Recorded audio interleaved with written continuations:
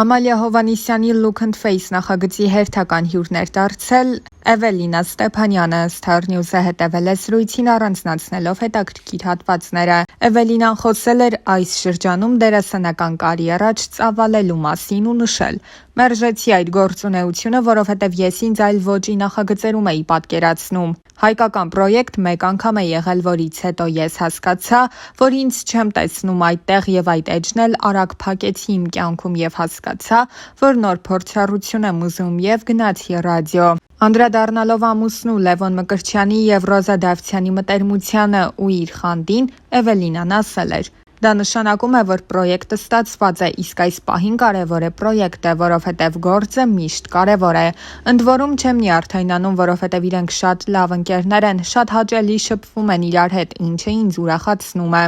Ռոզայի հետ առիթներ չենք ունեցել շատ հանդիպելու, 1-2 առիթ է եղել, այնքան մարդիկ են եղել, զբաղված ընթացք, որ չենք հասցրել շփվել, բայց շատ լավ են վերաբերվում, կարգին մարդկանց շատ սիրում, գնահատում եմ։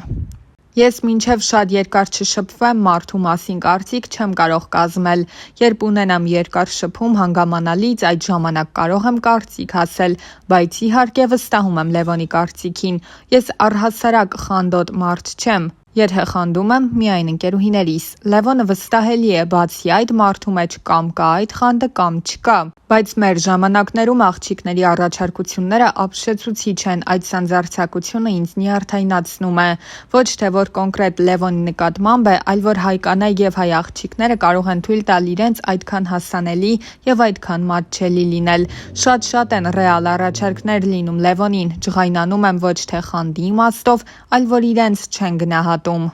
Լևոնը կարող է նեղացնել, շատ ցավեցնել, բայց իր սրտին էլ ոչինչ չկա։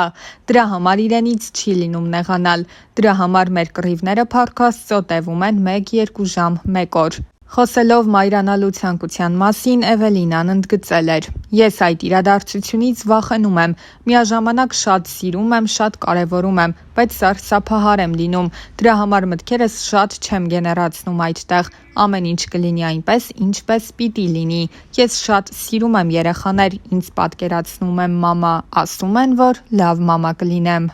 Մկրտչյանը հեռուստադիտողին հայտնի դարձավ վերջին զանգը սերիալի։ Դերասանի անձնական կյանքն առավել բուռն քննարկվեց, երբ համացանցում հայտնվեցին նրա եւ Էվելինայի համատեղ լուսանկարները։ Դեռ ավելի վաղ, մինչ հարսանեկան արարողությունը, նրանք խոսելով իրենց հարաբերությունների մասին ընդգծել էին. «Հանդիպել ենք 17 տարեկանում համալսարան ընդունվելիս, այնպես էր ստացվել, որ նույն օրը նույն ժամին քննության էինք, ես նրան միանգամից եմ նկատել, նրա գեղեցկությունը, պահվածքը շատ տարբերվող էր, այդ ժամանակ քայլ չարեցի, իմ կյանքում աղջիկ կար, ում հետ երկար ժամանակ շփվեցինք, բայց չհասկացանք իրար, հետո տեսա Էվկային ու միանգամից ինքս ինձ ասացի, ինքն ա, սկսեցի քայլեր անել ու սկսեց մեր շփումը։ Երկրորդ կուրսից սկսեցինք հանդիպել, դասերին այնքան էինք խոսում, դասախոսներն ասում էին լռեք, 7 ամիս կոնֆետներով տառ էի սարքում, նվիրում, հետո ծաղիկներ։ Մի քանի ամիս շփումից հետո զգացմունքներս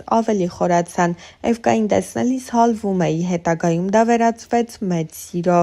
Ինձ մոտ սեր էր առաջին հայացքից, գաղտնիք չէ, որ Լևոնը շատ հմայիչ տղամարդ է, սիրտս չդիմացավ նրա հմայքին, մինչև նրան հանդիպելը ունեի ոսկե կանոն, չընտրել դերասան տղամարդու որպես կյանքի ուղեկից։ Միշտ մտածել եմ, որ դերասանները շատ էմոցիոնալ ու խոցելի են, իսկ ես իմ կողքին պատկերացրել եմ ամուր տղամարդ, բայց Լևոնը կոտրեց իմ հորինած ստանդարտները, ամբողջ համալսարանում Լևոնը միակն էր, որ գրավեց ինձ, տարվեցի նրանով, 7 տարի ընկերություն ենք արել, ամեն ինչ տրամաբանորեն ընթացել է, սկզբում ուսանողներ էինք, հետո Լևոնը գնաց բանակ, հետո կարիերա եւ հիմա եկել է այդ պահը։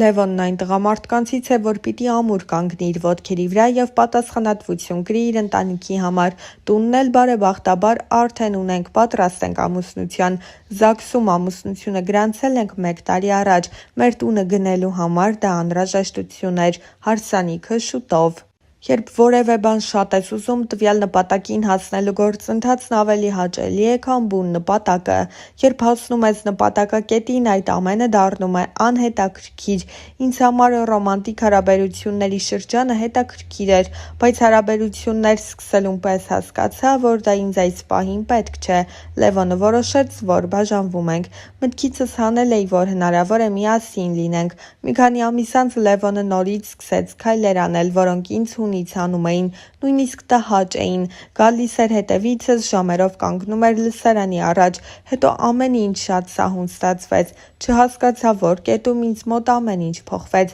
Ժամանակի ընթացքում հասկացա, որ միմյանց համար ենք ստեղծված։ Շատ երկար պայքարեցի Էվկայի սիրո համար։ Մի օր ուղղակի նայեցի աչքերին ու հայացքից հասկացա, որ ինքը իմն է։ Էվկան այդ օրը ոչինչ չի ասել, բայց ես անընդհատ նրան ասում էի, կամ իմն ես լինելու, կամ ոչ ոքին է։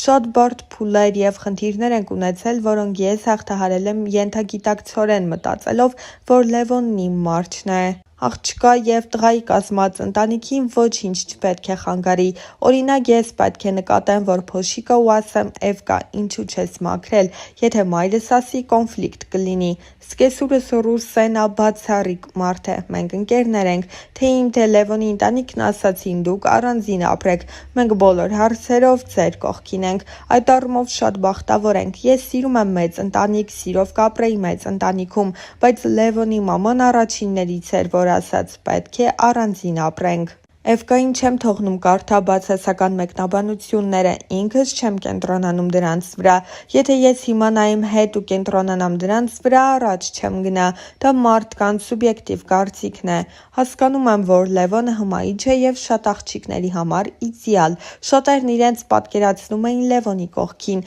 ու հանկարծ գալիս է Էվկան տարօրինակ, չինացու աչքերով և իրենց համար արտասովոր արտաքինով աղջիկ։ Քանի որ ես իրենց համոզմունքների դեմ էի, դա շարժեց իրենց զայրույթը։ Պնդում եմ, որ նրանք պետք է ինձ հետ լինեն երջանիկ, ոչ թե ես նրանց հետ դժբախտ։ Խնդրում եմ, որ մարդիկ վերացնեն իրենց ներսի նախանձը, որպեսզի այն չզարգանա։ Թվում է 25 տարեկան նոր ամուսնացող աղջկա համար պիտի շատ ծանր ու ցավալի լինի, երբ դիպչում են ինքնավստահությանը, բայց պետք է կարողանաս գիտակցել թերություններդ ու առավելություններդ, պետք է չվախենաս բարձրաձայնել թերություններդ, աշխատես դրանց վրա, իսկ առավելություններդ դրոշակ չդարձնես ու բոլորին ցուցադրես։ Եվ սպասում էի այս ակնթարթային հայտնիությանը և անսպասելի էր, լուսանկարներս Էվկան է ուղարկել Արմենիա հեռուստաընկերություն։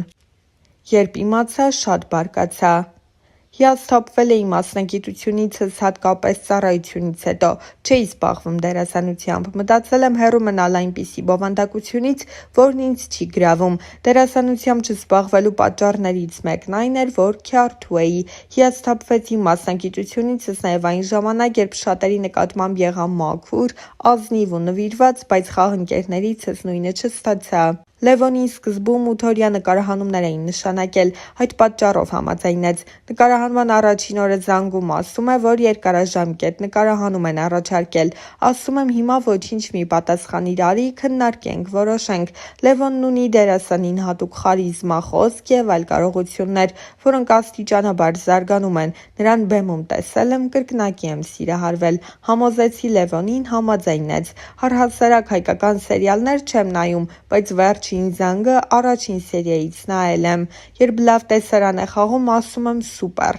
Բոլոր դրվագները քննարկում ենք, լավին ասում եմ լավ, վատին վատ։ Փոքրուց միշտ մտածել եմ, որ դերասան եմ դառնալու։ Կանգնում էի հայելու դիմաց ու Ջոնի Դեփի միմիկաներն էի կրկնօրինակում։ Միշտ մտածել եմ, որ պետք է մակարդակ ցույց տամ, իմ խաղով կրթեմ մարդկանց, թե ֆիլմը, թե թատրոնն ինձ համար կրթօջախ են, որտեղից մարդիկ ինչ-որ բան են սովորում։ Աշխատում եմ ավիաընկերությունում, գնում եմ օդանավում վաճառվող ապրանքները։ Եկամտաբեր աշխատանք է, որը ժամանակի ընթացքում սկսել եմ սիրել։ Երբ Լևոնին սպասացնում եմ, որովհետև